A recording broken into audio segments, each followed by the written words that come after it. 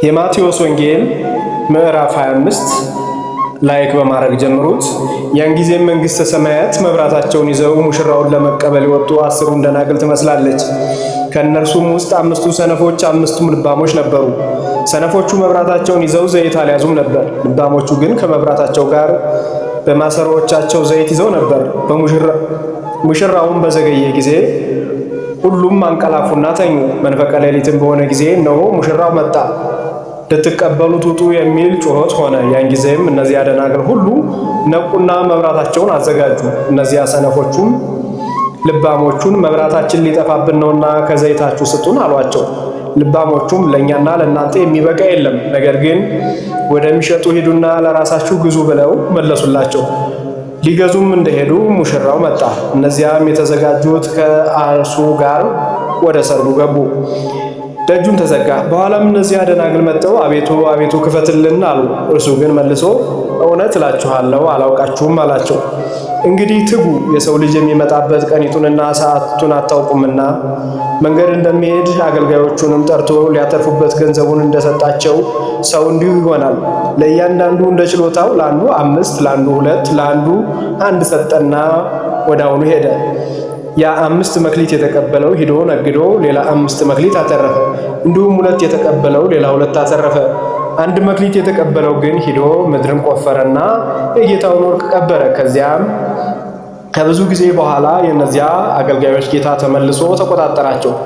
5 መክሊት የተቀበለው ቀረበና አቤቱ 5 መክሊት ሰጠኸኝ ነበር፣ እነሆ ሌላ 5 አተረፈው ብሎ 5 መክሊት አስረከበ።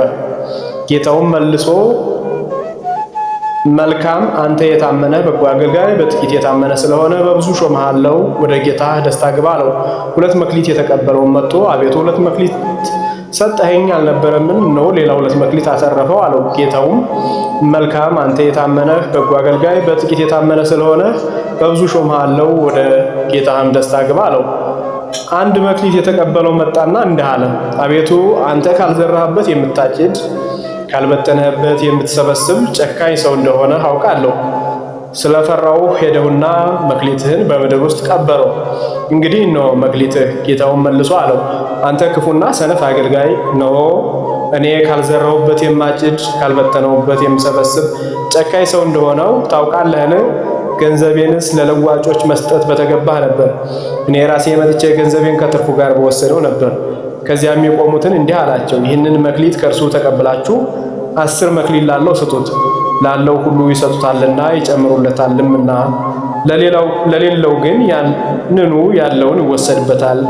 ክፉን አገልጋይ ግን ልቅሶና ጥርስ ማፋጨት ወዳለበት በውጭ ወዳለ ጨለማ አውጡት። የሰው ልጅ በጌትነቱ ቅዱሳን መላእክት ሁሉ አስከትሎ በሚመጣበት ጊዜ ያን ጊዜ በጌትነቱ ዙፋን ይቀመጣል። አሕዛብ ሁሉ በፊቱ ይሰበሰባሉ። እረኞችም በጎችን ከፍየሎች እንደሚለይ እየራሳቸው ይለያቸዋል። በጎችን በቀኙ ፍየሎችን በግራ ያቆማቸዋል። ያን ጊዜም ንጉሥ በቀኙ ያሉትን እንዲህ ይላቸዋል፣ እናንተ የአባቴ ብሩካን ዓለም ሳይፈጠር የተዘጋጀላችሁ መንግሥተ ሰማያት ትወርሱ ዘንድ ኑ። ተርቤ አበልታችሁኛል፣ ተጠምቼ አጠጥታችሁኛልና፣ እንግዳ ሆኜ ተቀብላችሁኛልና፣ ታርዤ አልብሳችሁኛልና፣ ታምሜ ጎብኝታችሁኛልና፣ ታስሬም ወደ እኔ መጣችሁ ጠይቃችሁኛልና። ያን ጊዜም ጻድቃን መልሰው እንዲህ ይሉታል፣ አቤቱ መቼ ተቸግረህ አይተንህ አበላንህ? መቼስ ተጠምተህ አይተንህ አጠጣንህ?